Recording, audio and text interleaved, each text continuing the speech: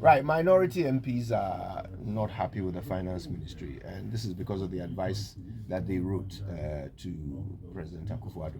Now, this story says that the finance ministry advises President Akufo-Addo not to sign the anti-LGBTQ plus bill. But to be fair, that was one of the options that the finance ministry provided. They didn't simply say don't sign. Yeah, they said you could go ahead, you can raise revenue if you prefer, or you can reduce expenditure, or you can go to other countries that also have anti-LGBTQ plus laws and go and beg from them.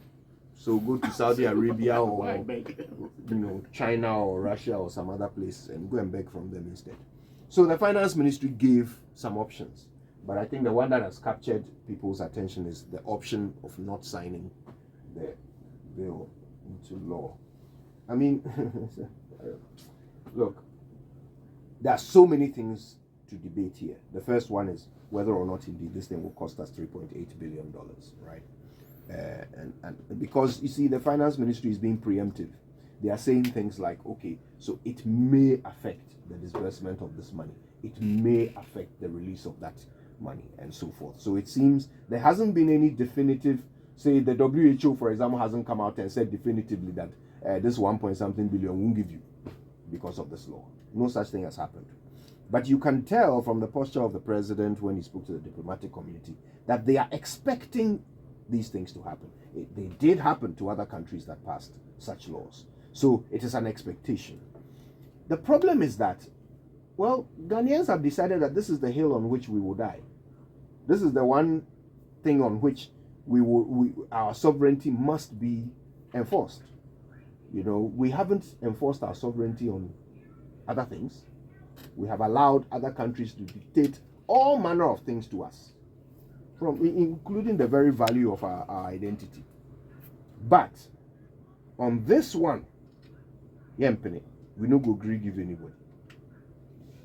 Now, I wonder, I mean, another thing that is being debated is who asked the finance ministry to do this work in the first place. I don't think there was a request from the presidency or from parliament or from anyone that, oh, can you do an assessment of how much money we will lose? But the new finance minister, I suppose, wanted to be proactive and has done a job and brought out information, and now, you know, it's raising all of these questions. But anyone who thought that there will be no implications of passing this law, that person should think again. Of course there will be implications. The only question is, can we afford them? There are implications in passing every law. If you pass restrictions today, as Katie Amon was actually proposing, it would be that some countries, for example, even the ECOWAS sub-region, will be worried about we not allowing the free trade systems that we are put in place to function properly. It's because of those implications that we didn't pass the law. No, actually, that was not why we didn't pass that law. So, it is. But we know the game at play here. It's not that the finance ministry is so concerned about our finances as a country. Wait, come on. I mean, listen. This is a government that promised you and I Ghana Beyond 8. It failed woefully, terribly. We burrowed ourselves into a corner that sometimes we had to go around begging everybody to try and help us out of the day. We didn't force them to do that. So you cannot deliver on your own Ghana Beyond 8 agenda. Then Ghana Beyond 8 failing and we not being independent with our finances is now the biggest reason why you believe that the implications so-called. Because let's be quite clear. Yes, if we are not getting 3.8 billion, this economy will survive today, it will survive tomorrow, it will survive the next day. We have abused, we have misused, we have wasted resources way beyond the 3.8 billion, and we continue to do same now. So let's indeed, some more. if Dambisa Moyo is right, countries like ours, who have been beneficiaries of these concessionary loans and aids altogether, have not prospered the way they ought to do so. So perhaps this is the best time in the dying days, months left of Akufo-Addo administration that they had to put the foot down. And I took solace in I actually posted it, in the final words, the conclusion of the finance ministry's own. It is the only sensible part I got from the statement. I won't lie to you. That part says, the passage of the new bill calls for fortifying local financial systems. I agree. Strengthening African financial institutions as well as our development journey in partnership with other countries. In line with the Ghana Beyond Aid agenda, Ghana can navigate the complexities of international relations and emerge with a robust, resilient economy with Ghanaian ownership of the commanding heights of the economy. Full stop. I think that this is what they should be concentrating on.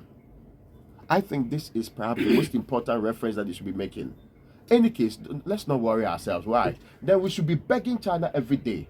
Because if it's help as a country, we get 10 times more from China than even this international development organization. China should dictate everything that happens in this country. We should give the country to China because they'll be more helpful to us than anybody. Go and check the records. These institutions. I mean, seriously. And yesterday I listened to they talk about the fact that you cannot, when people have passed their laws, you cannot, based on that, go and be victimizing them when they have had these kind of things. But let's even put that one aside. The West needs us more than we need them.